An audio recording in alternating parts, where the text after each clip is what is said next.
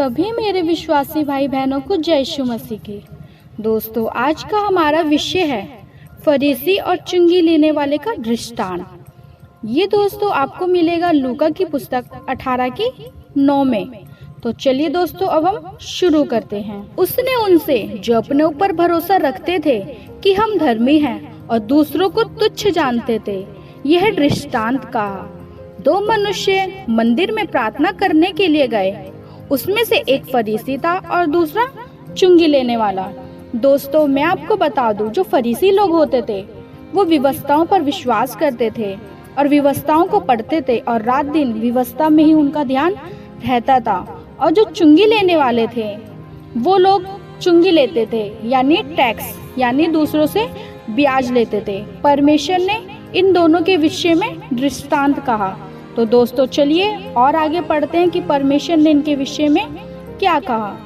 फिर फरीसी खड़े होकर अपने मन में यह प्रार्थना करने लगा, हे परमेश्वर, मैं तेरा धन्यवाद करता हूँ कि मैं दूसरे मनुष्य के समान अंधेर करने वाला और अन्यायी और भयविचारी नहीं हूँ और न इस चुंगी लेने वाले के समान हूँ। मैं हफ्ते में 2 उपवास भी रखता हूँ।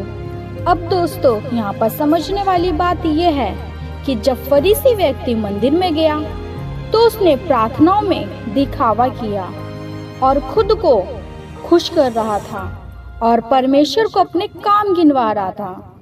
दोस्तों, यहाँ पर उसने खुद को ही खुश किया और खुद को ही ऊंचा किया, ना कि परमेश्वर को ऊंचा किया और ना कि परमेश्वर को खुश किया। और यहाँ तक कि वह अपने आप को परमेश्वर के तुल्य बनाना चाह रहा था। दोस्तों, उस फरीसी व्यक्ति ने परमेश्वर के साथ मोल भाव किया और फरीसी के मन में परमेश्वर के प्रति बिल्कुल भी भय नहीं था। दोस्तों, यहाँ से हम जान सकते हैं कि फरीसी व्यक्ति का विश्वास कैसा था, क्योंकि पहली बात तो वो अपने आप को धर्मी ठहरा रहा था और अपने ही ऊपर भरोसा रख रहा था, जबकि परमेश्वर का वचन हमें क्या सिखाता है? कोई भी धर्मी नहीं, एक भी धर्मी नहीं, केवल परमेश्वर ही धर्मी है। दोस्तों, इसके विषय में बाइबल हमें क्या सिखाती है और क्या आगे समझाती है, आइए हम पढ़ते हैं। परंतु चुंगी लेने वाले ने दूर खड़े होके स्वर्ग की ओर आंखें उठाना भी ना चाही, वरन अपनी छाती पीट पीट कर कहा, हे परमेश्वर, मुझ पापी पर दया कर। मैं तुमसे सच कहता हूँ कि वह दूसरा नहीं परंतु यही मनुष्य धर्मी ठहराए जाकर अपने घर गया। लेकिन दोस्तों, जो चुंगी लेने वाला व्यक्ति था वह पूरी तरह से अलग था। वह जानता था कि वह एक पापी और तुच्छ व्यक्ति है, इसलिए अपनी प्रार्थनाओं में उसने परमेश्वर का भय माना और उसने खुद को परमेश्वर के आगे खोलकर रख दिया। दोस्तों, मैं आपको बता दूं कि छाती पीटने का अर्थ गलत नहीं है, क्योंकि छाती पीटने का मतलब था कि अपनी गलतियों को पछताना, अपनी गलतियों से मन फिराना और परमेश्वर के आगे एहसास करना कि परमेश्वर, जो मैं लोगों से ब्याज लेता था, जो मैंने लोगों से टैक्स लिया है, उन गलतियों के लिए मुझे क्षमा करना। क्योंकि परमेश्वर का वचन हमें सिखाता है कि हमें किसी भी व्यक्ति से ब्याज नहीं लेना चाहिए। इसलिए ये व्यक्ति भी इसी चीज पर पछता रहा था। और दोस्तों, इसके विषय में हम जानते हैं। और दोस्तों, चुंगी लेने वाले ने अंदर के पाप को भी अपने स्वीकार किया और परमेश्वर के आगे ईमानदारी से विनती करी। और दोस्तों, यहाँ पर अंत में उसने परमेश्वर की दया प्राप्त भी करी। दोस्तों, इसी प्रकार चुंगी लेने वाले की प्रार्थनाओं को परमेश्वर ने ग्रहण किया और जो फरीसी व्यक्ति था, परमेश्वर ने उसकी प्रार्थनाओं को स्वीकार नहीं किया, क्योंकि इन दोनों की प्रार्थनाओं में बहुत अंतर था। चुंगी लेने वाला अपनी गलतियों को पछताया, उसने माफी मांगी और परमेश्वर के आगे ईमानदार बना। और जो फरीसी व्यक्ति था वह परमेश्वर के आगे घमंडी बना और उसने दिखावा किया और वह धर्मी भी बना। इसलिए परमेश्वर ने फरीसी व्यक्ति की प्रार्थनाओं को स्वीकार नहीं किया।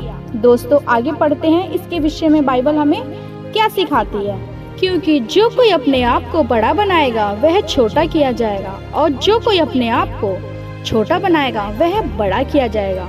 दोस्तों, अब आप इसकी तुलना अपनी ही प्रार्थनाओं से करें। दोस्तों, हम अक्सर गलत रुख बदल लेते हैं। उदाहरण के लिए, कभी कभी जब हम कठिनाइयों का सामना करते हैं, दोस्तों, हम जानते हैं कि हम जो भी कर रहे हैं वे प्रभु के वचन के अनुसार नहीं है दोस्तों, लेकिन हम फिर भी उसे करने की जिद करते हैं। और दोस्तों, हमारी प्रार्थनाओं में हम यह भी चाहते हैं कि परमेश्वर भी हमारी मर्जी के अनुसार काम करे। इसलिए दोस्तों, जब हम प्रार्थना करते हैं तो परमेश्वर से आशीष या मुकुट मांगते हैं, और अगर परमेश्वर हमें आशीर्वाद नहीं देता तो हम उसके साथ खटपट करते हैं, और दोस्तों हम उसके साथ बहस करने और हिसाब निपटने की कोशिश भी करते हैं।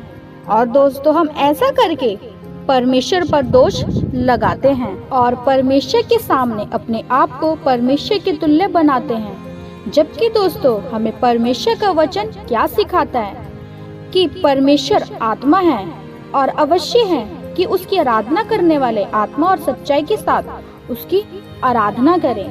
इसलिए दोस्तों, हमें ईमानदारी से उसकी उपासना करनी चाहिए, उसकी निगरानी को स्वीकार करना चाहिए और परमेश्वर से खुलकर और ईमानदारी से बात करनी चाहिए।